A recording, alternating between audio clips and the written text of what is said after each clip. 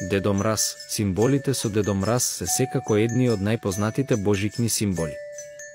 Сепак, дали знаевте дека Дедо Мраз е првенствено поврзан со грчкиот епископ на мира, Свети Никола? Тој одел од врата на врата давајќи подароци како начин да покаже љубов и да го слави Спасителот. Црвена и зелена боја.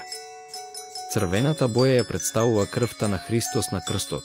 Од друга страна, секој божик имаме тенденција да украсуваме зимзелени дрвја. Значењето на символот на елката има врска со вечен живот и вечна надеж, звезди и ангели. Звездите ја символизираат звездата на Витлеем што ги водеше тројцата мудри луѓе кон бебето Исус. Тие се познати символи на Божик, бидејќи се знак на сјајна надеж за човештвото.